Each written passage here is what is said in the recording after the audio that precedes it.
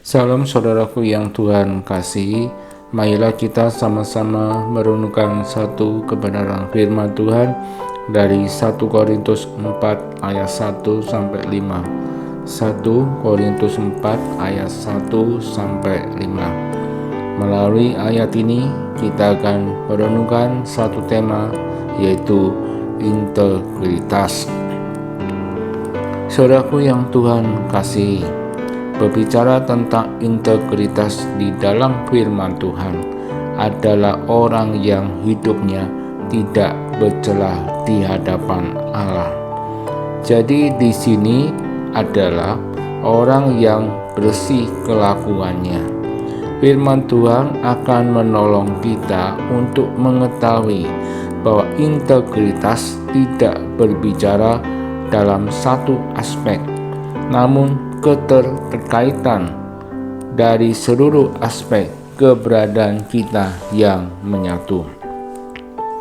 Integritas harus kelihatan dari dalam hati dan terpancar keluar. Hal ini terpancar dari setiap aspek hidupnya yang konsisten dalam setiap kondisi apapun, baik di depan umum maupun di tengah keluarga. Saudaraku yang Tuhan kasihi, integritas kita sebagai seorang murid adalah percaya kepada Tuhan dan mempunyai hubungan yang baik dengan Tuhan. Dengan begitu, Tuhan pun memberi kepercayaan kepada kita lewat tanggung jawab. Jadi Allah menitipkan tanggung jawab kepada kita agar dapat dikerjakan dengan sebaik-baiknya. Fokus kita adalah mendapatkan kepercayaan. Kita harus mendapatkan pujian dari Allah, bukan dari manusia. Hidup kita yang berintegritas tidak berfokus untuk mencari pujian dari manusia, tetapi mencari pujian dari Allah. Sehingga kita sebagai orang yang percaya, kita harus berusaha untuk menjaga integritas hidup kita lewat firman-Nya. Saudaraku yang Tuhan kasihi, ketika Rasul Paulus menulis surat kepada jemaat di Korintus, ada 4 hal yang akan disampaikan oleh Paulus. Hal yang pertama, kita lihat ayat 1. Paulus sebagai hamba Kristus. Sebagai hamba Kristus, Paulus adalah pemimpin dari semua pelayan, yang berarti orang yang dipercaya sepenuhnya. Hal yang kedua, kita lihat ayat 2-5. Paulus menerima tanggung jawab sebagai hamba Kristus.